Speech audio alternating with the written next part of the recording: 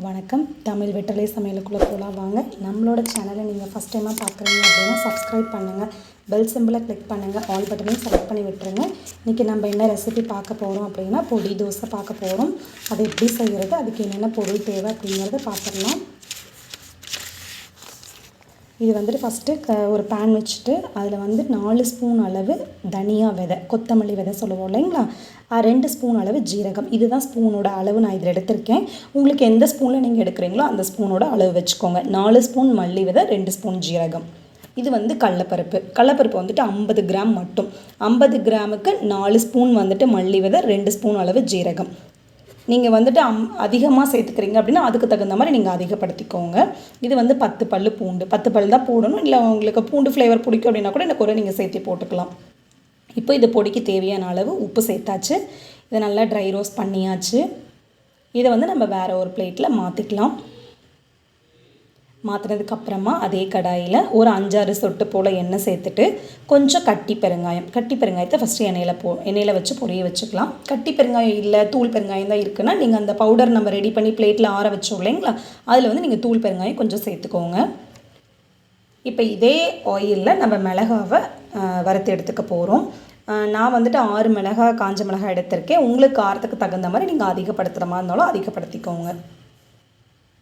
மிளகாய் மட்டும்தான் எண்ணெயில் வறுத்துக்கோங்க. இது நம்ம பிளேட்டில் தனியாக ஆற வச்சாச்சு. இந்த ஆற வச்ச பவுடரை இப்போ நம்ம ஆற வச்ச ஜாமானத்தை வந்துட்டு நம்ம மிக்சியில் போட்டு நல்லா பவுடர் பண்ணி எடுத்துக்க போகிறோம். இதில் வந்து நம்ம மல்லி நிறையா சேர்த்துருக்கோம் இல்லைங்களா, அது வந்து ஜீரண சக்திக்கு ரொம்ப ஹெல்ப் பண்ணுது. அதே போல் பித்தம் இருந்தது அப்படின்னா பித்தமும் குறைஞ்சிரும். உடல் வந்து ஹீட்டாக இருக்குது அப்படின்னா உடம்போடு ஹீட்டாக இருக்கும் இல்லைங்களா, அதில் வந்து இந்த ஹீட்டை வந்து இதை கண்ட்ரோல் பண்ணுது. இதில் வந்துட்டு நிறைய நார்ச்சத்து இருக்குது, கால்சியம் இருக்குது, இரும்பு சத்து இருக்குது, மெக்னீஷியம் இருக்குது, சோடியம் இருக்குது, ப்ரோட்டீன் இருக்குது, விட்டமின் சி இருக்குது, பொட்டாசியம் இருக்குது. இது வந்துட்டு ரத்தத்தில் சர்க்கரையோட அளவை வந்து கம்மி பண்ணுது. கொத்தமல்லி நார்மலாக அதுதான் பண்ணும். ஸோ அதுக்கப்புறம் வந்துட்டு இது வந்து நோய் எதிர்ப்பு சக்தியை அதிகப்படுத்துது. நோய் தொற்று கிருமிகள் வந்து நம்ம உடம்பு தாக்காதபடிக்கு ஒரு லேயர் மாதிரி இருந்து நம்ம பாடியை பார்த்துட்ருக்கு. அதனால் இது வந்து நம்ம கண்டிப்பாக குழந்தைங்களுக்கு இதை நம்ம செஞ்சு கொடுத்தே தான் ஆகணும். குழந்தைங்களுக்கு வந்து செஞ்சு கொடுத்தீங்க அப்படின்னா அவங்க வந்து இது பசி வந்து இல்லை பசிக்கலை அப்படின்னு சொல்கிறாங்க பார்த்தீங்களா, அவங்களுக்கு வந்து இதை நீங்கள் செஞ்சு கொடுத்தீங்க அப்படின்னா அதை வந்து அவங்க விரும்பி சாப்பிடுவாங்க. நல்ல பசி எடுக்கும், உடம்புக்கு ரொம்ப ஹெல்த்தும் கூட, இம்யூனிட்டி பவர் இன்க்ரீஸ் ஆகுது.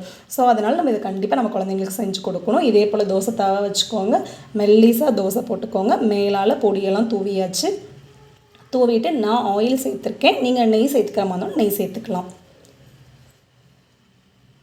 இது வந்து நம்ம தோசை திருப்பி போடணுன்னு தேவையில்லை, நல்லாவே தோசை வெந்திருக்கு. நம்ம மெல்லிசாக தானே தோசை போட்டிருக்கோம், ஸோ அதனால் நல்லா வெந்திருக்கு. நம்ம அப்படியே எடுத்து வச்சிடலாம்.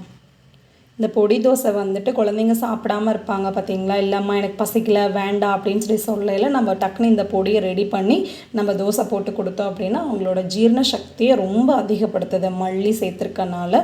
ஸோ அதனால் அவங்க குழந்தைங்களுக்கு ரொம்ப விரும்பி சாப்பிடுவாங்க. டேஸ்ட்டு நல்லாயிருக்கும், ரொம்ப விரும்பி சாப்பிடுவாங்க. அப்படி அதை அவங்க விரும்பி சாப்பிடையில பசி எடுக்கலைன்னு அவங்க சொல்லவே மாட்டாங்க. இதை சாப்பிட்டாங்க அப்படின்னாவே நல்ல பசி எடுக்கும். அதனால் திருப்பி அவங்களுக்கு வேணும் அப்படின்னு சொல்லிட்டு கேட்பாங்க. இதை வந்து நீங்கள் தண்ணி போடாமல் தான் நம்ம இதை பவுடர் ரெடி பண்ணியிருக்கோம்.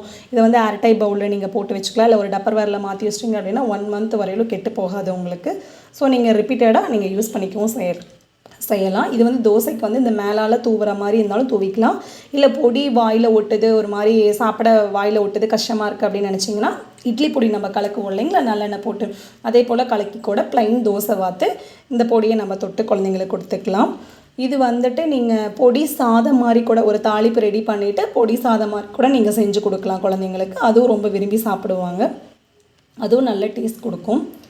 அவ்வளோதான், நம்மளோட பொடி தோசை சூப்பராக ரெடி ஆச்சு. பொடி ரெடி பண்ணுற பொருளையும் பார்த்தாச்சு, தோசையில் எப்படி பொடி அப்ளை பண்ணுறதுன்னு பார்த்தாச்சு. அந்த பொடி வந்துட்டு நான் அந்த தோசை மேலே போட்ட பொடியை தான் இட்லி பொடி போல் நல்லெண்ணெய் வச்சு கிண்ணத்தில் வச்சுருக்கேன். கூட சாம்பார், அவ்வளோதான். இந்த சாம்பார் வச்சு தொட்டு சாப்பிட்டுக்கலாம். செம்ம டேஸ்ட்டாக இருக்கும், சூப்பரான ரெசிபி. இதை நீங்கள் கண்டிப்பாக வீட்டில் ட்ரை பண்ணி பாருங்கள். நம்மளோட சேனலுக்கு சப்ஸ்கிரைப் பண்ணுங்கள். தேங்க்யூ.